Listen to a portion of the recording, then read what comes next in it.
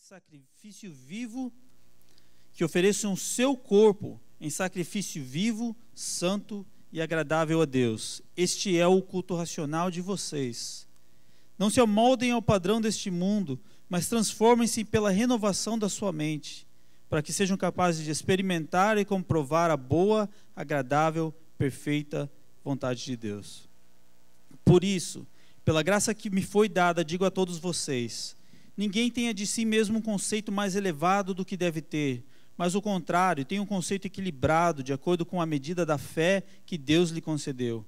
Assim como cada um de nós tem um corpo com muitos membros, e esses membros não exercem todos a mesma função, assim também em Cristo nós, que somos muitos, formamos um corpo, e cada membro está ligado a todos os outros. Temos diferentes dons, de acordo com a graça que nos foi dada. Se alguém tem o dom de profetizar, use-o na proporção da sua fé. Se o seu dom é servir, sirva. Se é ensinar, ensine. Se é dar ânimo, que assim faça. Se é contribuir, que contribua generosamente.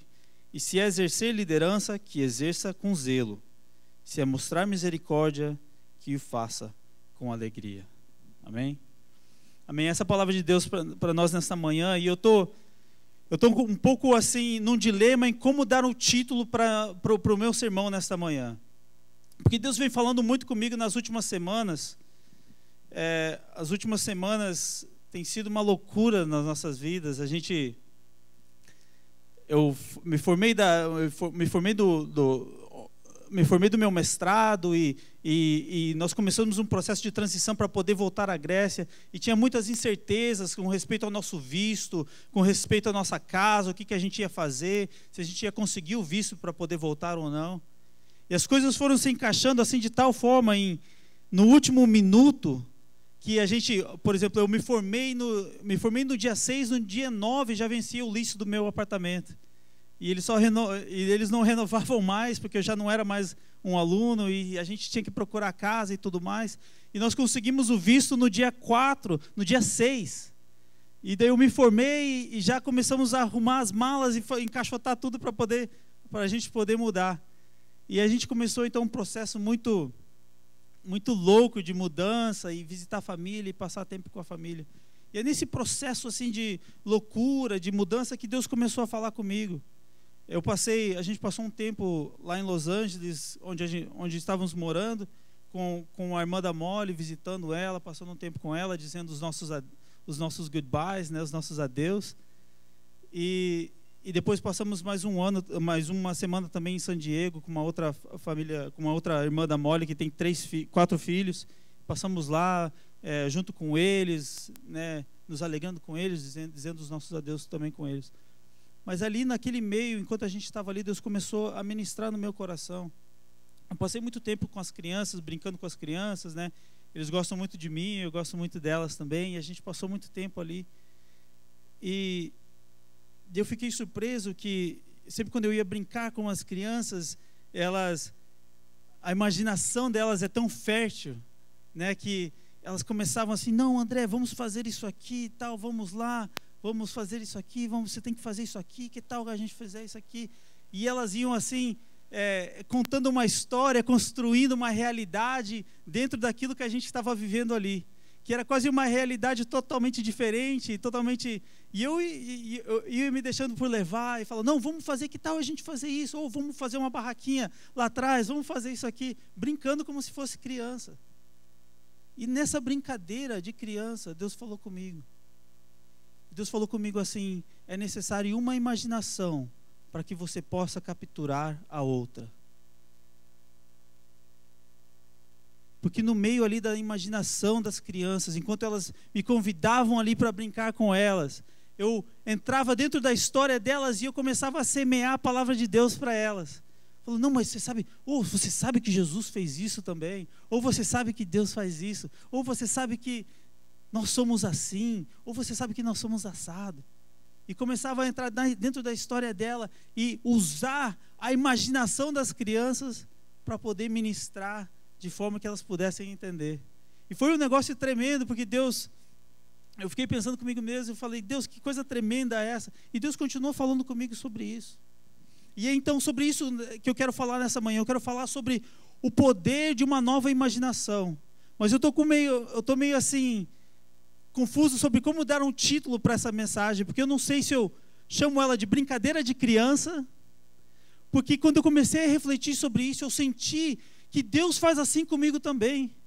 Deus me chama para entrar na sua história. Deus me chama para entrar em relacionamento com Ele como se eu fosse uma criança.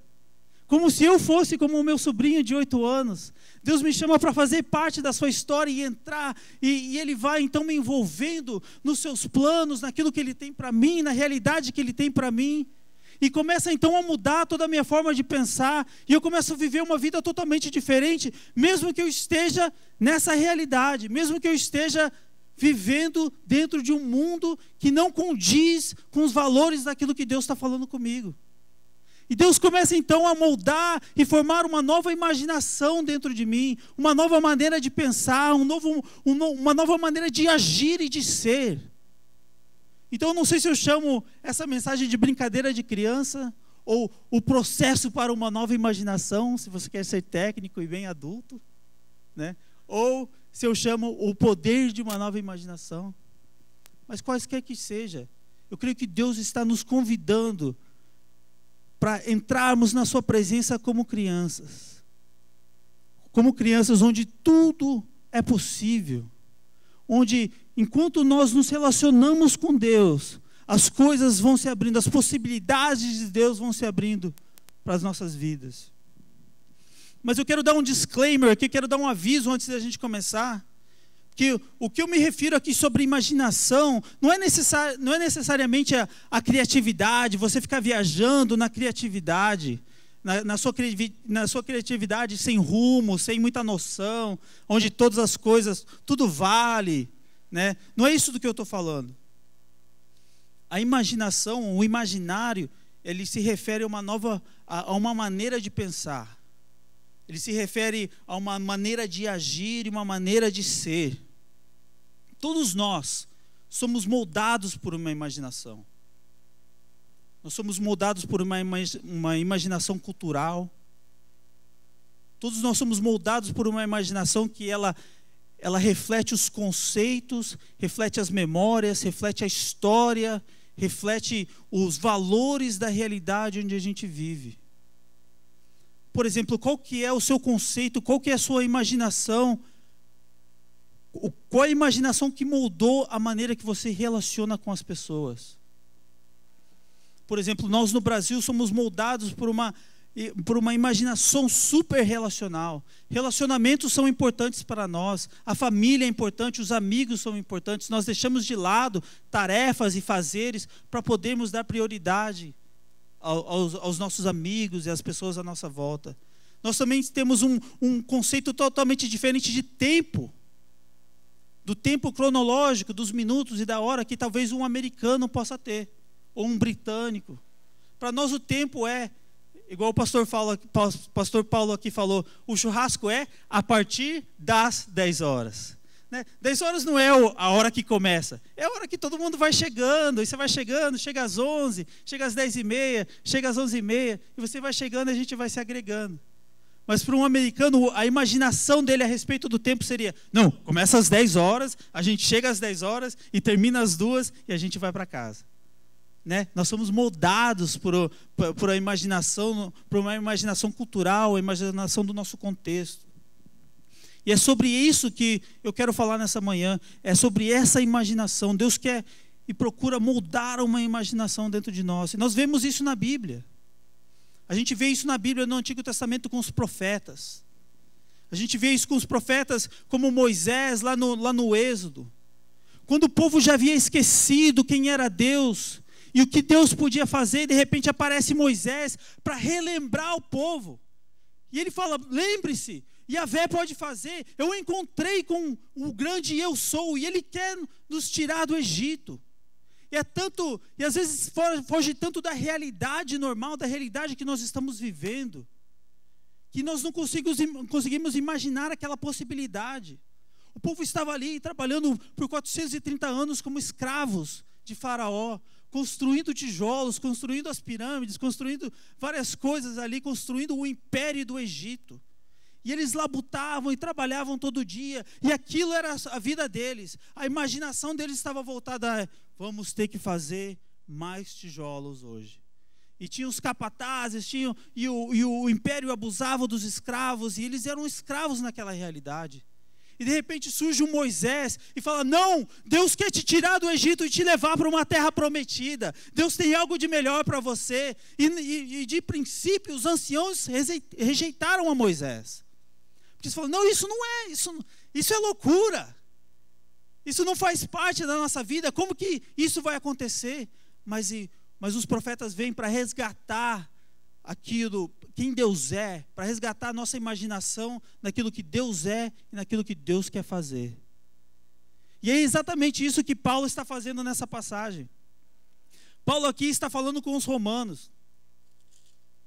E ele escreve, começando no capítulo 12, o capítulo 12 começa uma sessão totalmente diferente no livro de Romanos. Até o capítulo 11, Paulo está tratando da justificação, Paulo está tratando da salvação, quem vai ser salvo, os remanescentes, quem é Israel, qual é a videira verdadeira, onde nós estamos enxertados, de onde vem a nossa salvação, quem é justificado. Paulo está falando sobre essas coisas, mas de repente ele muda desse conceito geral de salvação e ele volta para falar diretamente com a igreja. Volta para falar diretamente com os indivíduos e com a comunidade. Então Paulo fala aqui, logo no versículo 1: portanto, irmãos, rogo-lhes pelas misericórdias de Deus que se ofereçam como sacrifício, que ofereçam o seu corpo como sacrifício vivo, santo e agradável a Deus. Esse é o culto racional de vocês. Paulo convoca a igreja para uma mudança de mente. E ele fala logo no versículo 2: não se amoldem ao padrão deste mundo, mas transformem-se pela renovação da sua mente. O que Paulo está falando aqui, é: comecem a se transformar pela renovação da sua mente, ou seja, obtenham uma nova imaginação. Não se amoldem aos padrões de Roma, obtenham uma nova imaginação. Então Paulo começa a falar como essa imaginação começa a transformar a vida das pessoas. E esse é o primeiro passo aqui. Esse é o primeiro passo. Paulo dá logo uma primeira diretriz para os romanos. Ele fala: portanto, rogo pelas misericórdias de Deus que vocês se ofereçam como sacrifício vivo, santo e agradável a Deus. Paulo aqui está falando da consagração. Paulo está falando aqui de você se separar para Deus. E ele fala: e não se amoldem ao padrão desse mundo, mas transformem-se pela renovação da sua mente, para que vocês sejam capazes de experimentar e comprovar a boa, agradável e perfeita vontade de Deus. Paulo fala aqui: se separem do mundo, não se amoldem aos padrões do mundo, não deixe que a sua imaginação seja amoldada, seja formada pelos padrões do mundo. Então o primeiro passo aqui no processo de uma nova imaginação, vamos dizer assim, nessa brincadeira de criança, o primeiro passo é que a consagração, ela forma uma nova imaginação. Todos nós estamos envolvidos no mundo, todos nós estamos envolvidos numa realidade. E não era assim, e também não era diferente com a igreja de Roma. Por que Paulo apela para a igreja mudar de mente e viver a partir de uma nova mentalidade, a partir de uma nova imaginação? Esse versículo é muito importante. Muitos de nós conhecemos ele já de forma decorada, né? Podemos decorar e citar esse versículo. E nós paramos nesses dois versículos e esquecemos dos demais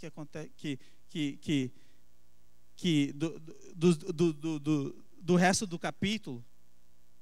Mas Paulo chama a igreja de Roma a ser moldada por uma nova imaginação, porque a igreja de Roma estava inserida num contexto muito diferente dos outros em volta, muito diferente do de Jerusalém, muito diferente do de Antioquia, muito diferente do de Éfeso. Roma era um lugar especial no Império Romano. Roma era a capital do maior império, do império mais rico e poderoso do mundo. Roma era a capital, Roma era o centro do poder e da riqueza de um império que expandia desde a Espanha até o Oriente Médio. Toda a África do Norte. Roma era a capital da glória, era a capital do poder. Roma era um lugar de novas possibilidades. Roma era um lugar onde o sonho das pessoas podiam ser concretizadas. Roma era um lugar onde havia poder, onde havia todos os políticos, o Senado estavam ali. Roma era um lugar onde os generais viviam. Roma era um lugar onde as pessoas iam de todo o império para buscar negócios, riquezas, fazer negócios, abrir empreendimentos e viver a partir dessa glória e da paz que o Império Romano estava oferecendo. O Império Romano inteiro ele foi fundado numa base de glória e paz. É muito impressionante quando eu moro na Grécia desde 2007 e na Grécia tem ruínas para todo que é lado. Você chega na Grécia e você já tropeça numa ruína ou do Império Romano ou do Império Medo-Persa. Você tropeça nas ruínas lá e é muito interessante ver a distinção das estátuas gregas com as estátuas romanas. As estátuas gregas do império que veio antes do Império Romano, eles focavam a beleza. Então você vê as estátuas assim, as curvas são perfeitas, a face é perfeita, todas as medidas são perfeitas, não tem nariz grande, não tem boca pequena, tudo é perfeitinho, tudo é bem alinhado, tudo é bem assimétrico, vamos assim dizer, porque para eles o importante era a beleza. Mas aí você vê as estátuas romanas, para eles era importante a glória. Então todas as estátuas romanas, eles são fortes, são altos, os generais estão sempre vestidos da sua armadura, enquanto os gregos estavam sempre com aquela tola, né, com aquele lençol, vamos assim dizer, né, assim quase desprotegidos, livres ao mundo, assim livres para viver uma vida no mundo. Os romanos não, os romanos estavam sempre armados, todas as estátuas romanas têm escudo, têm espada, porque o negócio para eles era glória. E a glória, custe o que custar. E a glória com custo de sangue. A glória com custo de opressão. A glória e a prosperidade, a riqueza com custo de morte. E era essa a proposta de Roma. Roma estava propondo isso. Roma estava propondo uma vida que era uma vida de riqueza e de poder. E as pessoas iam lá para buscar essa riqueza e poder. E Paulo fala então assim, não se amoldem ao padrão do mundo, mas transformem-se pela renovação da sua mente. Paulo estava falando assim, muitos de vocês vieram aqui buscando essa prosperidade, buscando novos empreendimentos, buscando essa segurança, essa paz que Roma pode ou não oferecer, que Roma tenta oferecer.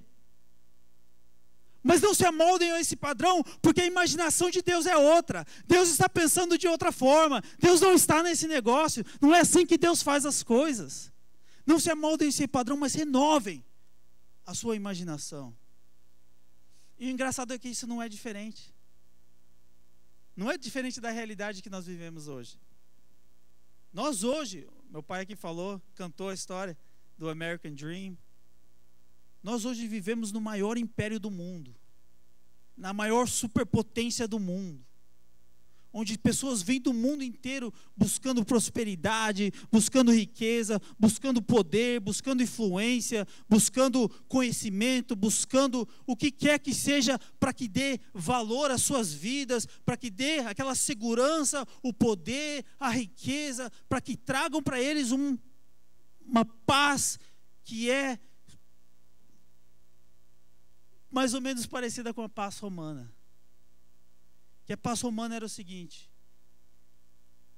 naquela época era muito difícil alguém viajar assim, sem ser assaltado. Por isso que muitas das parábolas de Jesus, como a do bom samaritano, fala sobre assalto nas estradas. Que era muito perigoso viajar à noite, não tinham estradas, mas de repente veio o Império de Roma, eles construíram estradas, construíram uma infraestrutura, colocaram guardas em toda a volta, tinha soldados em toda a volta, e de repente agora havia uma paz no Império. E você podia fazer parte desta paz do Império se você pagasse tributo ao César. essa paz estava disponível para você se você pagasse tributo ao César. E esse tributo não era só, está aqui meus taxes. Não era só as taxas, os impostos. Esse tributo, porque César era Deus. César era uma divindade. Esse tributo se envolvia em sacrificar coisas a César. A pessoa tinha que ir onde havia uma estátua de César, porque ali determinava o seu território e o seu reinado. A pessoa ia até a estátua de César e oferecia sacrifícios aos pés de César. E Paulo fala assim: não se amoldem ao padrão deste mundo. Ofereçam os seus corpos como sacrifícios vivos, santos e agradáveis a Deus. Porque é de Deus que vem a paz. E nós vivemos também nessa realidade do maior império da história, do American Dream, do sonho americano. Nós viemos aqui buscando o sonho americano. E o que é o sonho americano? Você já parou para pensar no sonho americano? Qual é a proposta do sonho americano? É a casa própria, é um carro, é um barco, é um jet ski? O que é? O que é o sonho americano?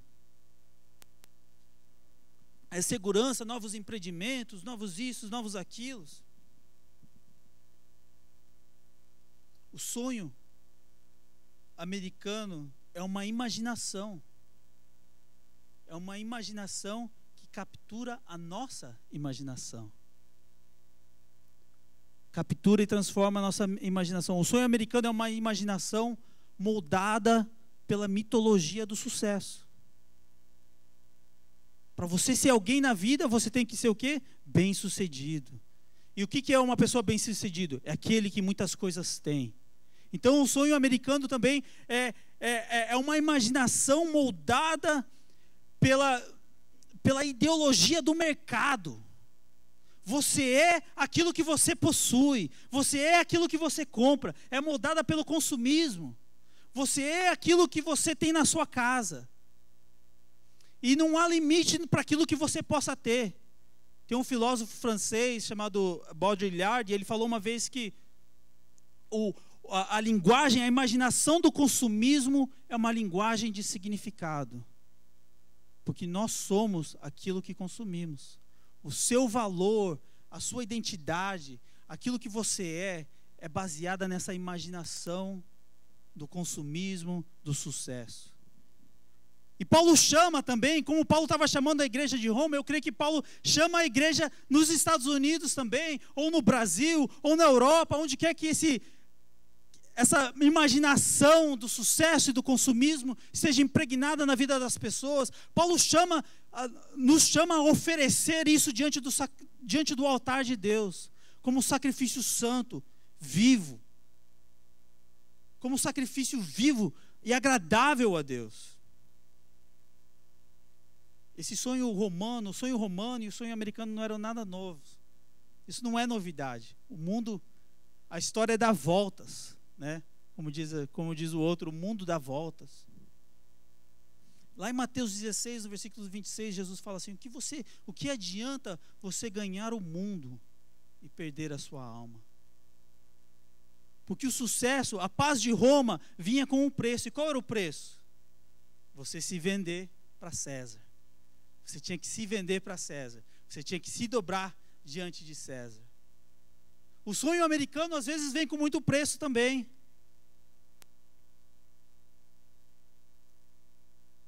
Porque, escuta isso, porque a mitologia do sucesso, ela é baseada num darwinismo social, onde só os fortes sobrevivem. Para você ser bem sucedido, você tem que ser mais forte que o outro. Você tem que ser mais esforçado que o outro. Você tem que colocar o outro para trás. Você tem que trabalhar mais. Você tem que fazer isso. Você tem que trapacear. Você tem que fazer isso. Onde só os fortes sobrevivem. Isso é ser bem sucedido. Na competição do mercado, só os fortes sobrevivem. Então o sucesso vem em detrimento de outras coisas. Coisas precisam morrer para que algo possa sobreviver. E se nós vivemos pela mitologia do sucesso e a ideologia de mercado, que é a imaginação americana, Se nós vivemos por essa imaginação, o que é que tem que morrer para que essa imaginação possa sobreviver? E muitas vezes o que morre é a família, o que morre é a fé, o que morre são os relacionamentos, o que morre são os laços pessoais que temos com as pessoas, as coisas que mais valiosas que nós temos hoje. Nós trocamos essas coisas, o que morre é o nosso tempo, o que morre é a nossa paz, para que nós possamos obter o sucesso e viver a partir dessa nova imaginação. E Paulo nos chama então hoje a oferecer os nossos corpos. Olha essa palavra, ofereçam os seus corpos. Eu creio que Paulo usa isso aqui de forma muito intencional. Porque ele vai aqui, do versículo 1, ele vai: ofereçam os vossos corpos como sacrifício santo, vivo, santo e agradável. E lá no versículo 2 ele fala: mas renovem a sua mente. Paulo aqui está falando de corpo e de mente. Ele está falando aqui da materialidade da sua vida. E quando ele fala ofereçam os vossos corpos, ele está falando das coisas materiais. Ele está falando da realidade que se vê. Ele está falando do seu físico, daquilo que você assiste, daquilo que você veste, daquilo que você escuta, daquilo que você consome, daquilo que você faz. Ele está falando das coisas práticas da vida. Ele fala: ofereçam tudo a isso. O corpo significa isso, a materialidade da vida. Ofereçam todo o corpo, ofereçam essa materialidade diante do altar de Deus. E deixa o fogo de Deus queimar, e o que fica, no final, você fica com ele, que vai ser purificado. Eu acho muito interessante, eu nunca tinha visto isso antes, que Paulo pula de corpo para a mente. E da mente, Paulo se refere aos conceitos, à nossa imaginação, aquelas coisas que regem o nosso agir, que regem o nosso pensar, que no final de tudo transformam o nosso caráter e nos levam a uma maneira de ser. Paulo chama, a consagração envolve os dois. Tem gente que acha que a consagração é uma coisa espiritual, né? É uma prática espiritual, vou jejuar, vou fazer isso, vou fazer aquilo, e o meu espírito vai ficar forte. Mas Paulo chama para a gente se doar de corpo, de alma. Paulo chama para nós nos oferecermos com tudo o que somos. Deus não olha para o seu corpo, para a sua realidade material, para aquilo que você possui, e acha que isso é pouca coisa. Mas Deus chama para que a gente possa trazer tudo isso. Por quê? Por que eu preciso daquilo? Por que eu preciso Por que eu estou com essa pessoa? E esses porquês vão sendo solucionados ali pelo fogo de Deus, que vai purificando as nossas intenções, o nosso caráter, as nossas maneiras de agir. Então a consagração, esse é o primeiro passo para uma nova imaginação. A consagração nos leva a uma nova imaginação. E ela envolve sacrifício. É uma coisa prática. Não é um conceito espiritual longínquo da nossa realidade. Deus está envolvido na nossa vida prática, no nosso dia a dia, no cotidiano. É disso que Paulo estava falando. Então esse é o primeiro passo, é nós reconquistarmos a nossa alma. Temos que reconquistar a nossa alma, temos que priorizar a nossa alma, temos que priorizar a nossa imaginação, aquilo que pensamos, aquilo que Deus está falando. Isso vai envolver sacrifícios, porque tudo à nossa volta fala o contrário. Tudo à nossa volta prega uma outra mensagem. Tudo à nossa volta nos chama para vivermos uma vida que é totalmente diferente daquilo que Deus está nos chamando. E aí que entra o segundo passo. E o segundo passo é esse: a comunhão fortalece a nova imaginação. Vamos rapidinho, daí eu vou terminar. No versículo 3. Por isso, pela graça que me foi dada, digo a todos vocês, ninguém tenha de si mesmo um conceito mais elevado do que deve ter, mas o contrário, tenha um conceito equilibrado, de acordo com a medida da fé que Deus lhe concedeu. Assim como todos de nós, como cada um de nós temos um corpo com muitos membros, e esses membros não exercem todos a mesma função, assim também em Cristo, nós que somos muitos, formamos um corpo, e cada membro está ligado a todos os outros. O segundo passo para essa nova imaginação, para vivermos nessa nova imaginação, é nós estarmos em comunhão.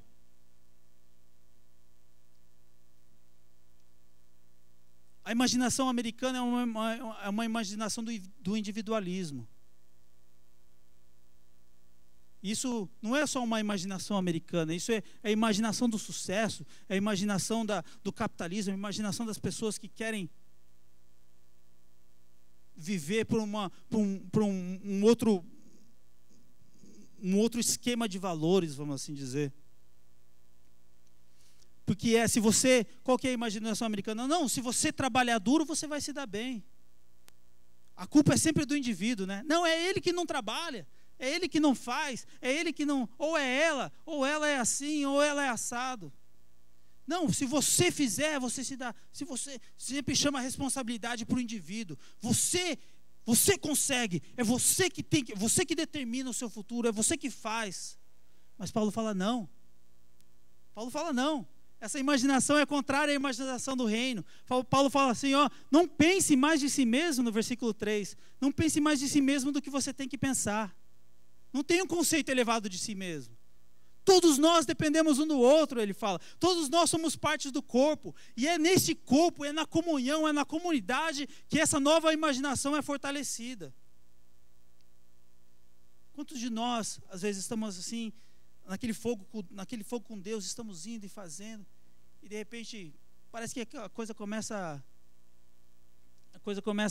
a apagar, vai apagando, a coisa vai ficando morna, começamos a viver outras coisas, pensando outras coisas, vivendo a respeito de outros valores, vivendo a medida de outros valores, falando, não, mas eu preciso, eu chamando a responsabilidade para si, aí já esquece de orar, já esquece de estar com Deus, já esquece de perguntar o que Deus pensa sobre aquilo, e a coisa vai mudando assim devagarinho, porque a gente vai perdendo essa nova imaginação. Quando nós não estamos no corpo, quando nós não estamos na comunidade, nós vamos perdendo esse âmbito de valores, esse esquema de valores, essa imaginação.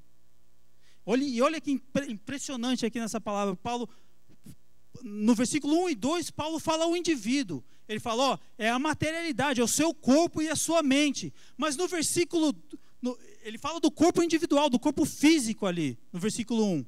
Mas no versículo 3 ao 5, Paulo fala da coletividade. Então ele assim como ele pega do corpo e vai para a mente, ele pega do indivíduo e vai para o coletivo. Ele fala, você foi chamado para viver assim, mas você não vai conseguir, a não ser que você esteja inserido no corpo, a não ser que você faça parte da igreja, a não ser que você tenha um papel no corpo. E é nisso assim que a nossa imaginação é fortalecida. Paulo faz essa transição. Paulo fala de dois corpos. O primeiro corpo é o corpo físico de cada um, meu e teu. Mas o segundo corpo é esse aqui, onde nós estamos agora. Nós somos o corpo de Cristo, você sabia disso? Nós somos o corpo de Cristo. Eu e você somos partes do mesmo corpo. Eu e você precisamos um do outro. Eu e você estamos unidos nesse mesmo organismo vivo. Eu e você precisamos. Eu preciso da vida que você dá. Eu preciso da vida que Deus transmite através da sua vida para mim. E você precisa de mim. Nós fazemos partes do mesmo corpo. Estamos unidos e aliançados. Ninguém pode viver. A minha mão não vai viver se eu perdê-la, ela não vai viver sozinha. Ela precisa do meu corpo para ela viver e exercer a sua função. Assim também Paulo está falando aqui. Paulo fala primeiro do corpo físico, depois ele fala do corpo coletivo. Porque ele fala, é nesse corpo coletivo que você vai então aprender a viver essa nova imaginação. Porque é nesse corpo coletivo que fortalece essa nova imaginação. E uma coisa é certa, se nós não vivermos em comunhão com a igreja de Cristo, nós perdemos sintonia com os sonhos de Deus, com os planos de Deus para nossas vidas. Quando perdemos a comunhão, esse é o primeiro passo. Quando eu vejo alguém assim que deixou de vir na igreja, aí eu já, é o primeiro alarme.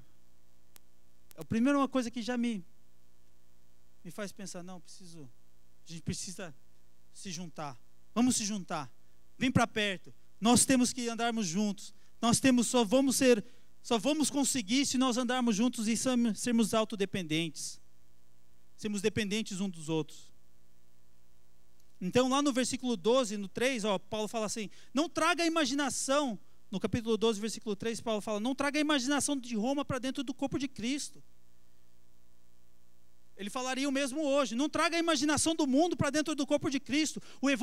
O individualismo prepotente não tem lugar na comunidade de Cristo.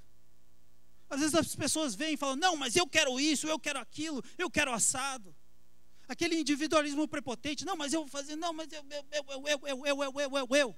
O ego está tão grande que está inflamado, está impossível de ouvir aquela coisa que Deus está fazendo e o que Deus quer ministrar na vida da pessoa.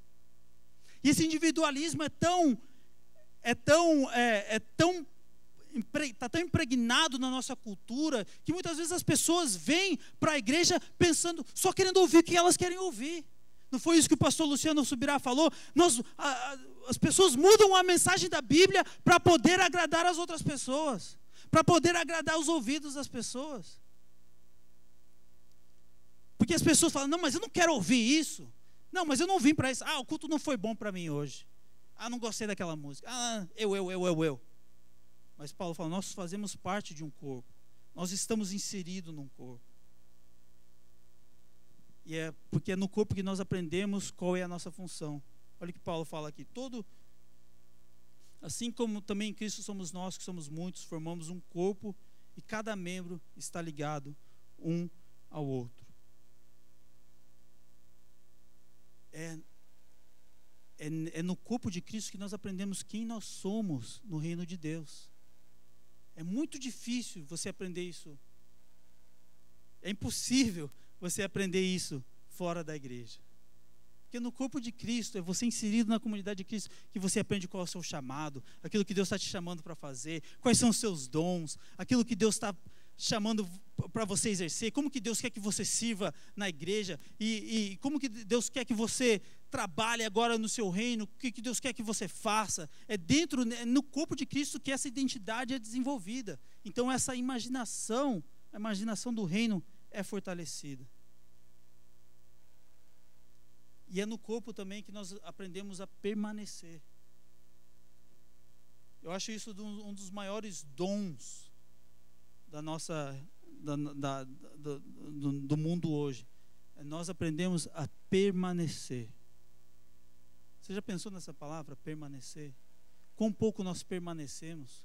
Quão pouco nós permanecemos com as mesmas coisas? Quão pouco nós permanecemos com os mesmos amigos? Quão pouco nós permanecemos com o mesmo cônjuge? Quão pouco nós permanecemos com a mesma igreja? Paulo fala aqui da união do corpo, porque é nessa união que nós aprendemos a permanecer. E nessa permanência que nós somos fortalecidos para vivermos aquilo que Deus tem para nós. E é nisso que nós entramos no último ponto aqui, no ponto 3. Então o ponto 2 era a comunhão, o ponto 1 era a consagração forma uma nova imaginação. O ponto 2 era a comunhão fortalece a nova imaginação. E o ponto 3 é a missão faz a nova imaginação acontecer. Porque, amigo, você não foi chamado só para ficar pensando, só para ficar viajando, só para ficar ali, só você e Deus, pensando nas possibilidades. Não, Deus te chamou para uma missão. Deus te chamou para agir. Deus te chamou, você é um agente. Você é um sujeito. Eu tenho um professor, tive um professor no seminário que ele escreveu um livro de 500 páginas só sobre esse assunto. A igreja de hoje que transformou as pessoas em sujeito para objeto. Amigo, você não foi chamado para ser um objeto receptor de pregação. Você não foi chamado para ser um objeto receptor de ministração. Você foi chamado para ser um sujeito, um agente ativo na igreja, na missão de Deus na terra, na missão de Deus no mundo. E é isso que Deus quer que você descubra. Deus não te chamou para você ser um objeto que só contém as coisas de Deus. Deus te chamou para você ser um agente que transmite as coisas de Deus, que leva as coisas de Deus. Então, essa parte 3 fala que a missão faz a nova imaginação acontecer. Porque olha lá no versículo 6. Que Paulo fala assim: temos diferentes dons de acordo com a graça que nos foi dada. Se algum tem o dom de profetizar, use-a na proporção da sua fé. Se o dom é servir, que sirva. Se é ensinar, ensine. Se é dar, faça com ânimo.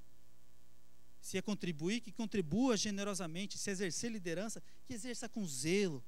Se é mostrar misericórdia, que o faça com alegria. Primeira coisa que Paulo está falando aqui é que nem todo mundo faz a mesma coisa.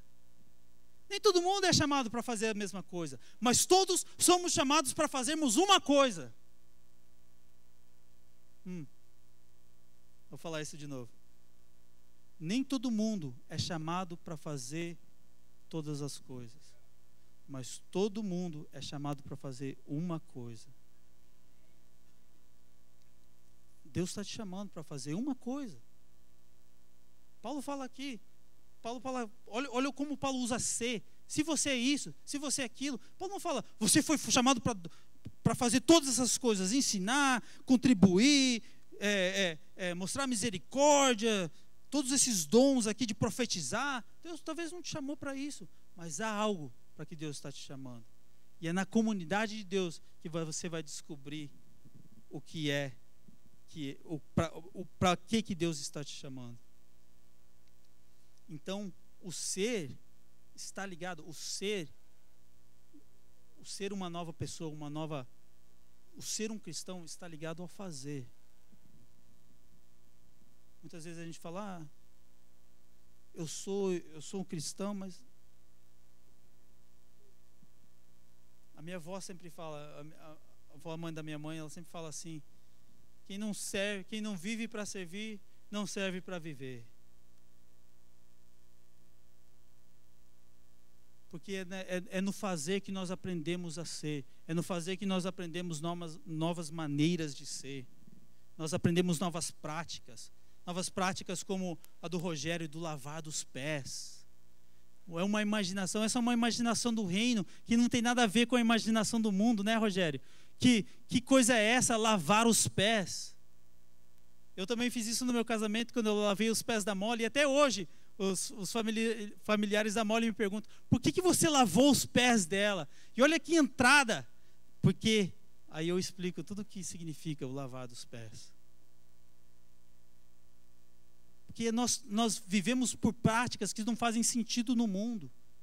Quando que no mundo alguém vai lavar os seus pés? Alguém pode engraxar os seus sapatos, mas você tem que pagar. Mas nunca ninguém vai lavar os seus pés. Amém? Então Paulo está falando aqui que você tem uma função, que você foi ungido para fazer uma função. E olha isso, escuta bem isso. A unção é para uma função. Escreva isso. A unção é para uma função. A unção é para nos levar ao serviço. Ninguém é ungido para ficar de molho no óleo. Ninguém é ungido para ficar ali soaking. Ninguém é ungido para ficar imaginando, viajando, para ficar ali, estou na presença de Deus, irmão, espiritual. Paulo está falando aqui de coisas práticas, ele está falando da materialidade do corpo, da importância da mente, da importância do agir. Porque a unção é para uma função. Você é ungido, se você busca ser ungido por Deus, é para fazer algo. Não é para você retê-la, não é para você ficar só para você de olho, de molho no óleo.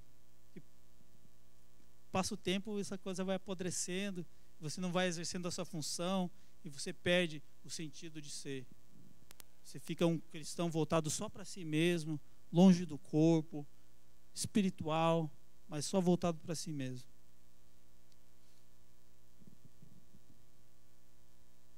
E eu acho interessante que Paulo fala isso aqui, porque todos nós somos chamados para fazer uma coisa. Você não precisa ter um título na frente do seu nome, você não precisa ser o pastor tal, você não precisa ser o apóstolo tal, ou o negócio tal. Você não precisa de um título na frente do seu nome para você servir, para você exercer uma função, um ministério na igreja. E eu acho isso tão interessante que Paulo fala sobre isso, porque a igreja de Roma era especial.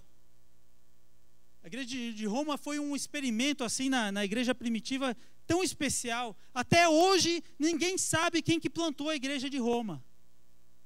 Até hoje ninguém sabe.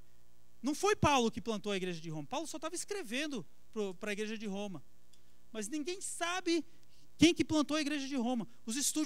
Alguns estudiosos acham que alguém lá que estava no Pentecostes, lá foi avivado, né? Porque Pentecostes fala que haviam pessoas de todas as partes, né? De Roma, daqui, dali e tal. E pessoas que estavam lá, que receberam o Espírito Santo, que depois acabaram voltando para suas cidades. Então tem alguns estudiosos que acham que foi uma dessas pessoas que estavam no dia de Pentecostes, lá em Atos 2, que recebeu o Espírito, acabou voltando para Roma e começou a fazer a coisa acontecer, plantou a igreja dos lares, tinham 5 igrejas nos lares em Roma. Outros estudiosos acham que foi um discípulo de alguém que foi lá e começou a trabalhar, mas a palavra não fala. A palavra não fala que os apóstolos ungiram alguns missionários para serem enviados para aquele lugar. Não. A pessoa que plantou, quem quer que seja, as pessoas que plantaram a igreja de Roma, fizeram a coisa acontecer. Porque elas entenderam que a nova imaginação que elas haviam recebido estavam levando elas para uma nova missão. E essa nova missão ia trazer transformação no mundo. E essa nova missão ia trazer redenção para o mundo. E essa nova missão ia trazer reconciliação entre os povos no mundo. Então, Paulo está falando aqui que você tem uma função no corpo, porque a função da igreja é congregar o mundo nos pés de Jesus Cristo, para que Jesus seja o Senhor, e não César, e não o dinheiro, e não o capitalismo, e não o seu sucesso, e não as suas finanças. Jesus tem que ser o Senhor e o centro da sua vida. Amém? Oh. Você não precisa de um título. Você tem um papel no corpo de Cristo. É a missão que faz a nova imaginação acontecer. A pessoa que plantou a igreja de Roma, quem quer que seja, nós vamos descobrir lá no céu. Esse é um dos dilemas que eu quero descobrir no céu. Eu cheguei lá, quem que plantou a igreja de Roma? Para que Paulo escreveu os 16 capítulos. É 16, né? Ó. Quem que plantou a igreja de Roma? Aí o sujeito, não, fui eu. Por que o seu nome não está na Bíblia? Não, porque eu fiz a coisa acontecer. A gente foi indo, de repente a igreja... Tanto que Paulo falou, eu quero ir visitar vocês. O desejo de Paulo era ir visitar os romanos. Amém? Vamos concluir então. Deus está nos chamando para uma nova imaginação. Deus está nos chamando para uma nova maneira de ser, uma nova maneira de viver. Mas por que Ele nos chama para uma nova imaginação? Ele está nos chamando para fazermos parte da sua história. Lembra que eu comecei falando que eu estava brincando com os meus sobrinhos e nós ali fizemos uma história? Deus está nos chamando, Deus está escrevendo uma história no mundo hoje. Deus está escrevendo uma história no mundo hoje. Ele está chamando a gente para fazermos parte desse processo. Deus está chamando a mim, a você, para escrevermos uma história diferente. Uma história diferente da história de Roma. Uma história diferente da história das mitologias e ideologias do mundo hoje. Uma história diferente, uma história de redenção, uma história de perdão, uma história de amor, uma história de salvação, uma história de esperança. Acima de tudo é uma história de fé. Deus está nos chamando para vivermos pela fé. Não há como viver essa nova imaginação senão pela fé. Porque é pela fé que nós aprendemos a viver a partir daquilo que Deus é, do ser e do poder de Deus. É pela fé que nós vivemos a partir daquilo que Deus é e daquilo que Deus faz. E toda essa lição do capítulo 12 está ligado numa só palavra. Toda a lição do capítulo 12 de uma nova imaginação está ligado numa só palavra. Abre lá comigo, Romanos 12, versículo 1.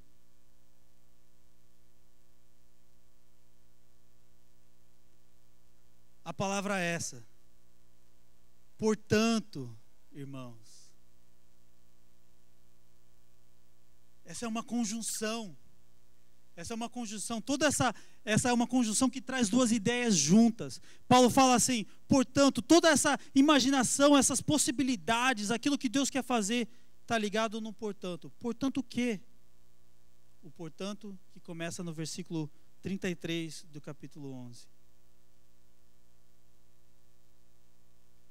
Ó, profundidade de riqueza, da sabedoria, do conhecimento de Deus. Quão insondáveis são os seus juízos e inescrutáveis os seus caminhos. Quem conheceu a mente do Senhor? Quem foi o seu conselheiro? Quem primeiro lhe deu para que ele o recompense? Pois dele, por ele e para ele são todas as coisas. A ele seja a glória para sempre. Amém. Esse é o Deus que servimos. Esse é o Deus que nos convida a fazermos parte da sua história. Amém? Amém. Vamos orar. Oh, Pai. Oh, Deus Pai, obrigado, Senhor. Pai, obrigado, Pai, porque nós como corpo queremos viver os planos, a história que o Senhor tem para nós, Pai. Pai, esse é o ano da consagração, Pai. Pai, esse é o ano de trazermos todas as coisas a Ti, Senhor. As coisas materiais, as coisas intelectuais, as coisas da mente, Senhor. As coisas da nossa alma, Senhor. Esse é o ano de sermos moldados por Ti, Senhor. Para fazermos muito mais, Senhor. Para andarmos nos Seus caminhos, Senhor. Para andarmos nos Seus planos, Senhor. Pai, obrigado porque o Senhor já está chamando gente aqui nesse meio, Senhor. O Senhor já está chamando pessoas aqui neste meio, Senhor. O Senhor já está se revelando a pessoas aqui neste meio, Senhor. O Senhor já está falando do chamado. O Senhor já está revelando a sua vontade. O Senhor já está revelando o seu chamado, aquilo que o Senhor quer que elas façam, uma função pela qual o Senhor as tem ungido, Senhor. Deus, obrigado porque a unção nos leva a uma função, Senhor. Obrigado porque até alguns já foram enviados, como a Cristiane, Senhor. Lá na Dinamarca, Pai, obrigado, abençoa a vida dela, Senhor. Obrigado porque mais serão enviados, Pai. Obrigado, Pai, porque mais irão trabalhar para edificar a sua igreja aqui, Senhor, sem querer reconhecimento, Pai, sem querer título, sem querer isso, sem ser pela imaginação do mundo, Pai, pela mitologia do sucesso, pela ideologia do mercado, Senhor. Oh, Deus. Pai, obrigado pela sua palavra, Deus, forma em nós essa nova imaginação, Senhor. Fortalece em nós essa nova imaginação, Senhor. E faz acontecer através de nós essa nova imaginação, Senhor, quando participarmos da sua missão, Pai. Queremos crescer nos planos que o Senhor tem para nós, Senhor. Em nome de Jesus. Amém. Amém.